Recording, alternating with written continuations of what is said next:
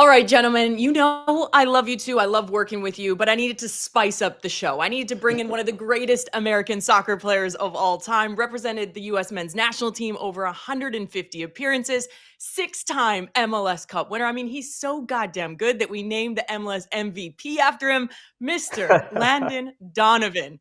Thank you so much for joining us. How you doing? My pleasure. Thank you, guys. It's great to be here.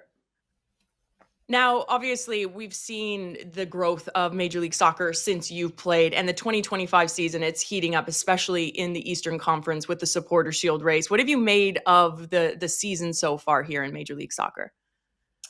Well, not to be the old guy, but Dax and I remember, and Andrew remember a time where it wasn't like this, right? You didn't turn on the TV and see sold out stadiums. You didn't have millions of people watching and following, and it's just been fun to be a part of that. So I'll just start there. Um, the league has gotten so much better, and I know Dax Mhm. is played more recently than I have, but it's just fun to watch games. Every weekend there are great storylines, there are great games to watch. Obviously, the introduction of Lionel Messi has brought a different element to the league and to the game, but it's just been really fun to watch. And there's Don Garber many years ago when the league started was very hell bent on parity, and he wanted everyone to have a chance. And every year you see it, a team that was terrible ends up great. And you look at Vancouver, a team that was great ends up struggling. You look at the Galaxy, and everybody has a chance to either make the playoffs or change the scope of their last few years. So it's been really fun to watch. Landon, you said it, man. The league is chaos. It's so fun to watch right now. I actually had it in my head that maybe after I started this media thing, I should pull a Landon and come out of retirement because I want to keep having fun on the field right now and keep playing. All right, Dax, we but saw it. We Dax, saw it with the Des Moines Menace. No. yeah, that's yeah, there right. you go. No, I think about that a lot, man. I watch these games and I'm like, God, I wish I could have played with him, or God, I wish I could have played with I him, or know. I wish. Oh, it looks so fun now, but that's okay. It's We're old Right, timers. it's Landon, it's if you were to come out of retirement right now, which team would you want to play for, considering which players are on that team right now? Okay, well, I have to say the Galaxy, but other than that, just based on players, I mean, like to get to play with Evander would be so fun. You got to play yeah, with Hani there in Nashville, Dax. Like yeah. there are so many high quality getting to play and like help mentor a guy like Diego Luna now would be so much fun. So I'm sure it existed when we played to those same types of players and the same feeling, but you watch now more um, from a historical perspective, and you'd love to be on the field with them. Dude, no question about it. I look at games week in, week out, and there's so much exciting talent on the field. A couple old guys still doing their thing, a couple young guys.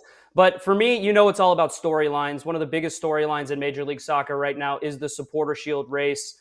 What do you make of the Shield race? Who is kind of sticking out for you as having the upper hand, having the edge right now? Well, Vancouver for a while, you would have probably said it, and I'll tell you why. And there's two like okay, there's two reasons. She's loving it. Or there's two teams that fall into this category is Vancouver and San Diego both sneak up on you. So what I mean by that is there are teams in the league, and you know this too, Dax. There are teams in the league that all of a sudden you're not paying attention to, and you look up and you go, "Oh my God, they're top of the standings." Right. And San Diego fell under that because I'm here, so I see it, but people Yeah. around the country aren't paying attention to that. Same with Vancouver. Now they've fallen off a little bit. I have to say, and I'm not saying this because I'm a homer, but like I think San Diego, for that reason, have a very good chance to win the Supporters Shield. I think teams come here, they don't know really what to expect. It's a new stadium they haven't played in before. It's a lot of travel for teams from the East Coast, and they've just been accumulating points. And then importantly, and I did not think this would happen, they've gone on the road and won a lot of games. And that's hard to do in this league Yeah. as an expansion team. And I think the money would be on San Diego if I had to bet.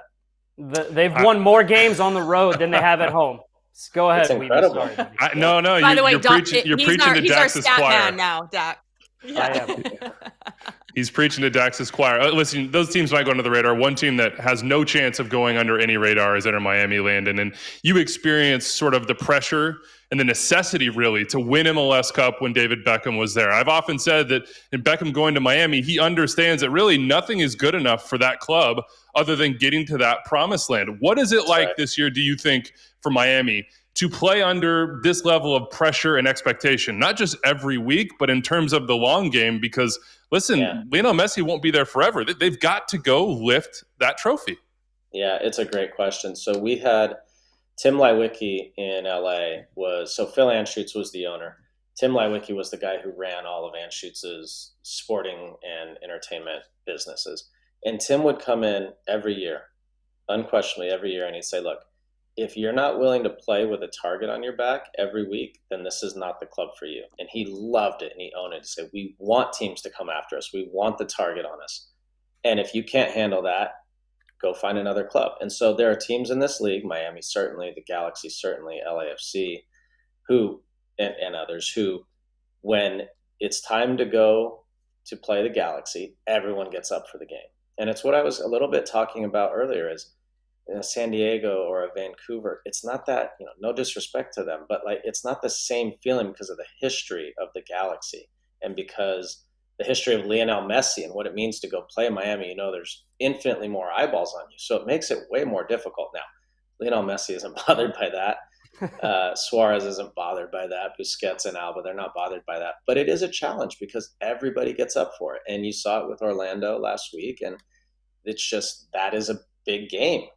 Orlando. That's a bigger game for Orlando, no disrespect, than it is for Miami. And all of a sudden, bang, bang, 4-1, and it makes it difficult. So it is a challenge, but they have clearly gone, I think, in the way they've approached the season, they are going to go all in long term on winning the championship. Now, they've had a tough spell with tons of games through the middle, but I wouldn't be surprised if guys rest, relax, and then towards the end of the season, make a real push.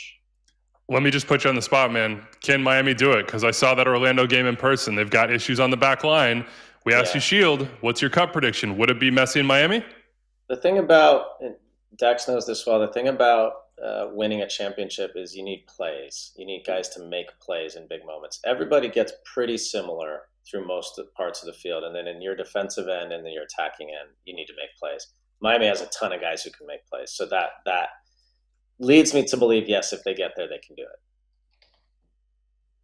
All right, the biggest question. Obviously, everyone knows I'm Canadian. I'm shocked I'm not wearing red right now, but, I have the utmost respect for you, Landon.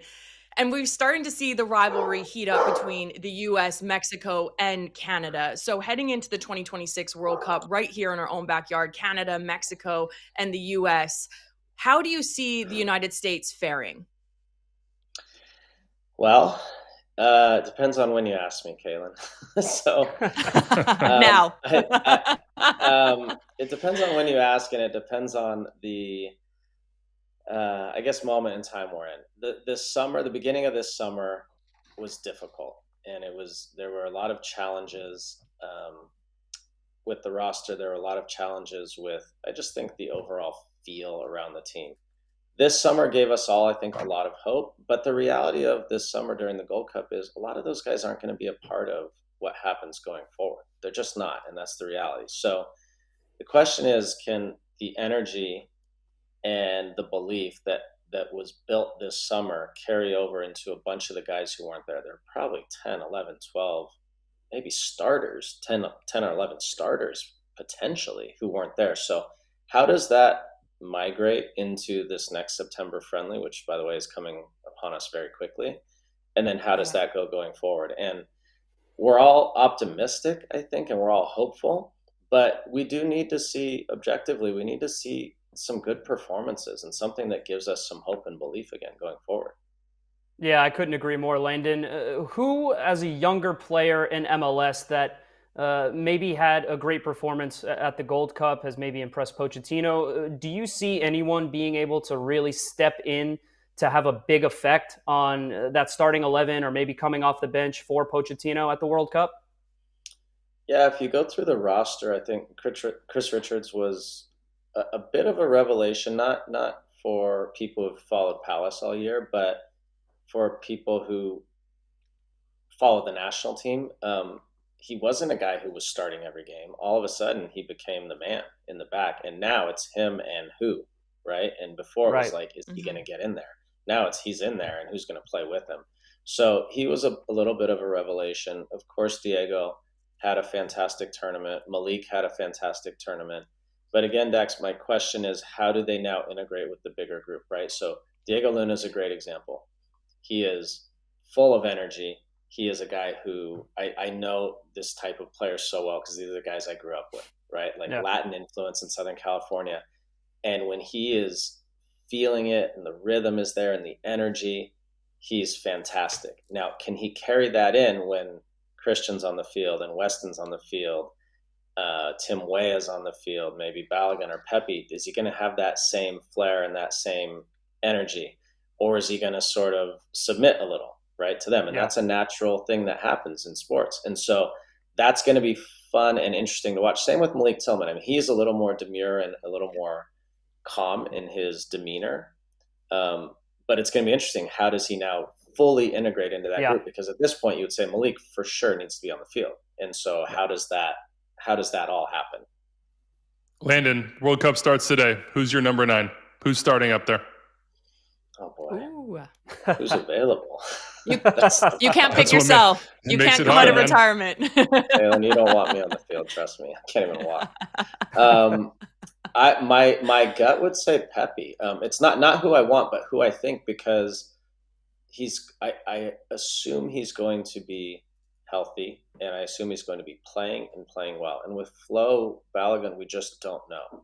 There's been too many question marks. So I think he's more talented. He's probably in a lot of ways a little, I guess, a more athletic profile that can cause problems. But Ricardo's done really well in the national team and when he's been healthy in Holland. So my gut would say Pepe. All right, Landon, last one for me about the U.S. Oh, sorry.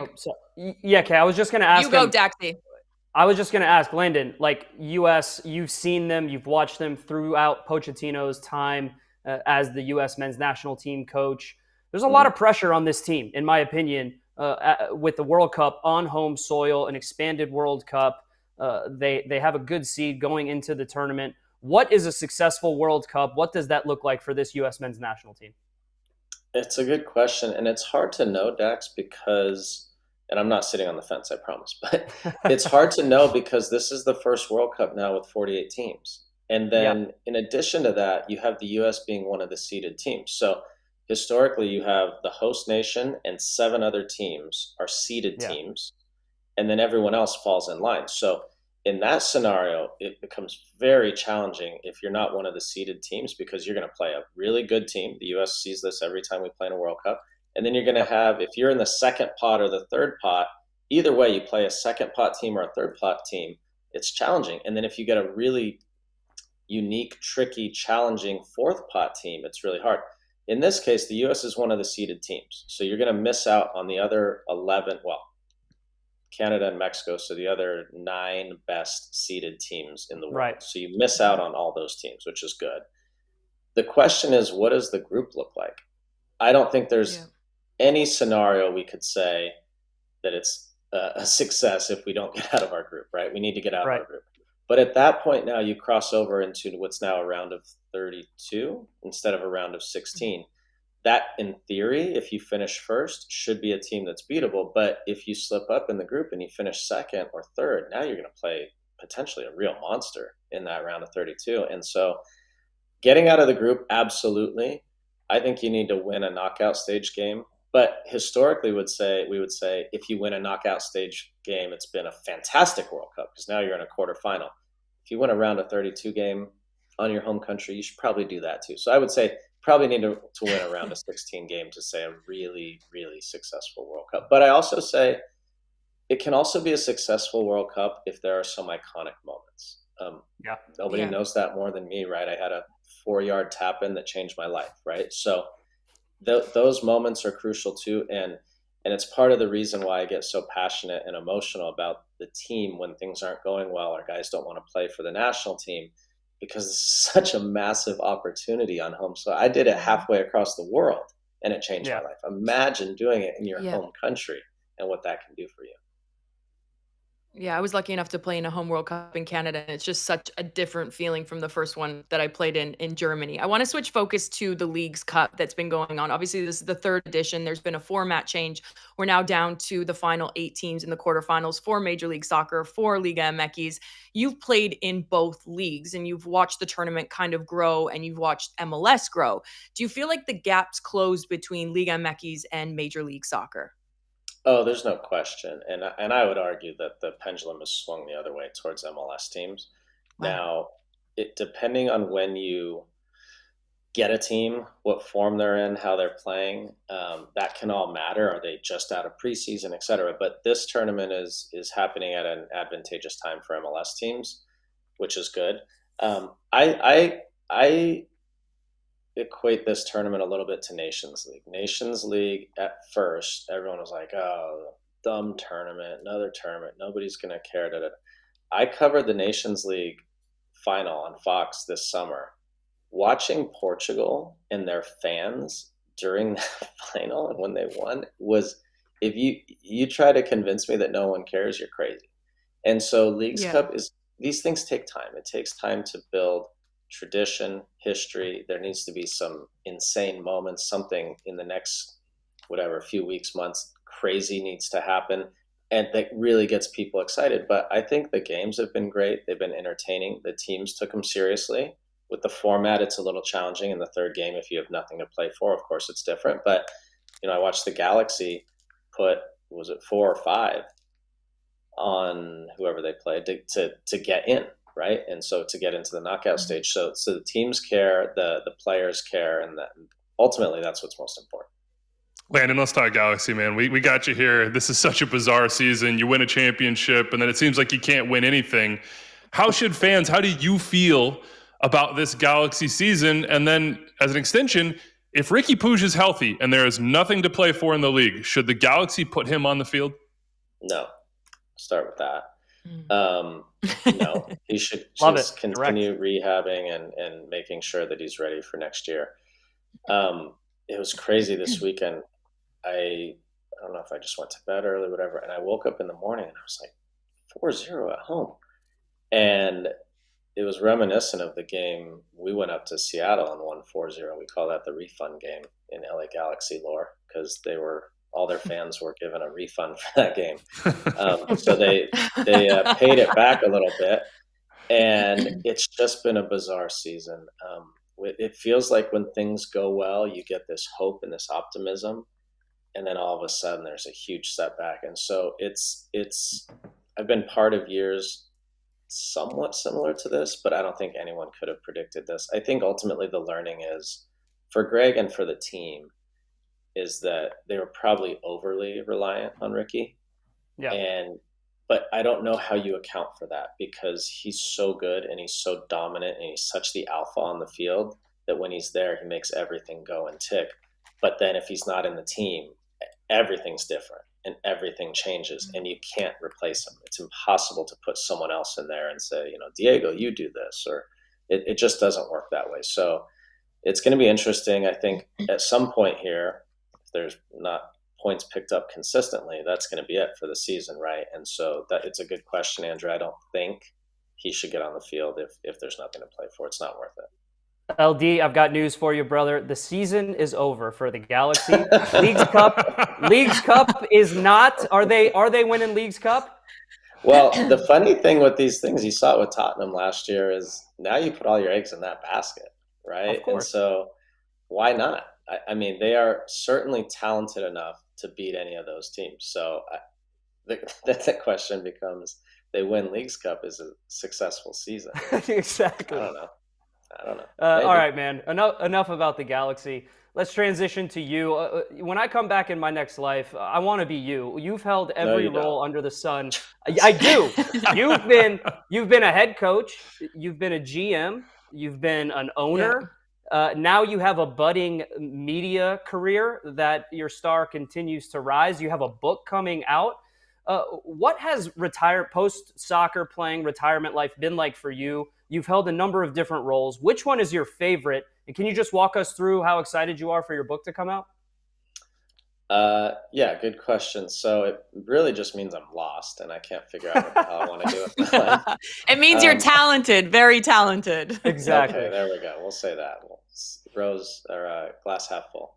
Um, I This is what I would say. So of all the things, the most impactful, meaningful thing I've done is coaching, for sure. Especially with younger players, I really, really enjoy that. The challenge with coaching is you're hired to get fired.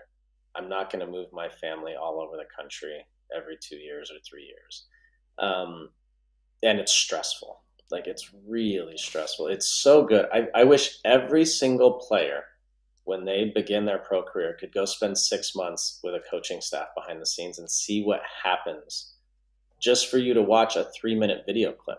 It takes hours and hours of editing and looking to show Dax a 3-minute clip on, where he should have passed to Hani instead How of many shooting. times I lost possession? Thanks, buddy. Exactly. So that stuff's so difficult.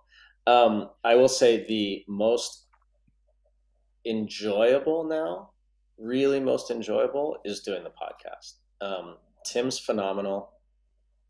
Tim and I obviously had a long history together, but our rapport together is very natural and easy, and it makes it fun. And he's so unique in the way he sees things and views things. And so for me, I'm always like, I just sit there when he talks sometimes and I just catch myself listening and I'm like, oh my God, back to the rundown. We got a sponsor, we got to hit. But I'm just sitting there like engulfed in what he's saying because he sees it through such a unique perspective. And we were on opposite ends of the field. So we also see things totally differently. So that's been really fun. And candidly, it's been way more successful than either of us ever would have thought, but it's been really enjoyable. And then the last piece, I've been writing this book actually not me writing, but it's been like a 5-year process. And we were actually, Dax, crazy to say this, but I was gonna try to release it before the 2022 World Cup. Wow. And it's just taken so long and so much time. I'm a perfectionist, and so like every word matters. But there is soccer in there for sure, but it's much more than that. I talk a lot about my childhood and where I started and how unexpected it was to get to where I got, all the challenges with mental health and depression, all the like really unique, interesting years through MLS, of course, the World Cup. So it's been really fun. It's really fun to do the process, although I can't look at it again until it comes out like as a real book because I'm so sick of reading the same words over and over. But then it'll be fun when it hits. So it's been a passion project. Landon, I enjoyed the podcast. One of the things we used to love doing on Extra Time was Mount Rushmores. And we would do it for every single club in the league and everybody else. And obviously you were on our MLS Mount Rushmore. So I need to flip it on you. I need your MLS Mount Rushmore, 4 guys that you would take the chisel out and put up and have stand the test of time. And you can include yourself. That would be okay if you want to. You should include yourself. You should. You have to include yourself. Little narcissist. He's the sculptor. How about that? Okay, great question. This is tough. Okay. For sure, Robbie Keane. Even though he didn't have as much longevity as others, but I just think he was so good. I'm gonna go early days Jaime Moreno, one of the best soccer players I ever watched and played against in person. And like if he played today, people would be enamored with him. I mean, he was so good.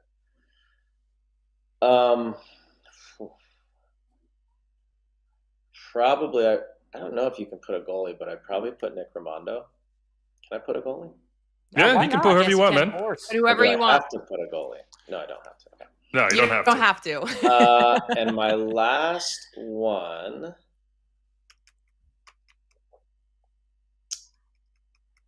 trying to go through teams. You don't have to put me. It's okay if you don't. We're still going to be friends. Okay? Hey, just hey, missed Dax, out, there's a man. height restriction. You didn't make it. Ah. It's the statue lower down the mountain for you, okay, Dex? All I'm right, like my the last NIT one. Mount Rushmore. My last one, and everyone's probably going to hate me because I didn't name any current players, but I think Jeff Agus, because he won 5 or 6 trophies. I And believe to it me, was it's 6. about, I think it was 6. And to me, it's about winning. And I like, it's great to like have a few great years and score some goals and highlight video and all, but you got to win. Like if you're going to be an all-timer, you got to win. And Jeff was the ultimate winner. Well, you're the ultimate winner, judging by the bookcase behind you. So last question before we let you go. What is your favorite item on that bookshelf behind you? Oh, good question. I mean, I have pictures of my family, so I can't not say that. Okay, sorry, let's But do I'm not trophies. going to say that. Not family. Yeah. Okay, I'm going to go with 2K. One is this hat, right. which is that hat, my 100th cap. Yep. I think they only did this 1 or 2 times, actually. They used to give Rolexes out. And so when I got to like 97 caps, I was like, oh, I'm going to get a Rolex, even though I don't wear watches. And then when I got my 100th cap, Sunil Gulati called me from the U.S. soccer president, and he said, hey, man, we decided to do away with the whole Rolex thing. And I'm like, what? I'm waiting forever for this thing. Here you go. Here's a snapback. Yeah, here's a hat for $17 instead of a $5,000 Rolex. And I was like, all right, whatever. But then they made this really cool hat, and it's got engraved on the sides, you can't see, but it's every game of the 100. Oh, very cool. Wow, that's cool. And then the other, and you can see it up there, is my ring case with all 6 championship rings. Oh, cool. Oh, Which one was your favorite ring? Which one do you like the best? Actual ring?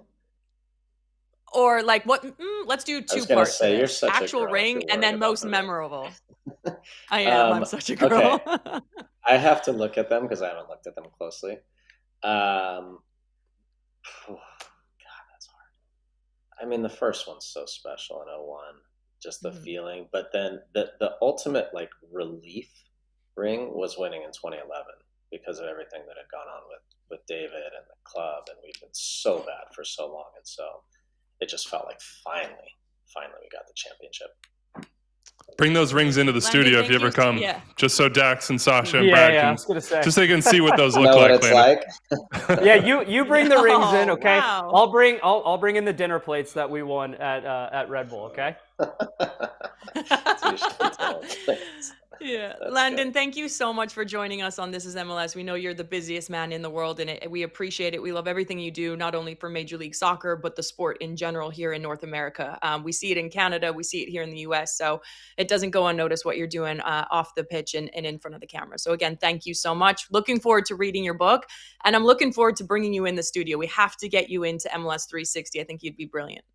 Would love to. Cheers, and LD. Thanks for having me. And I'm also half Canadian, Kay. I don't know if you know that, so go Canada. I knew I loved you. Thanks, guys.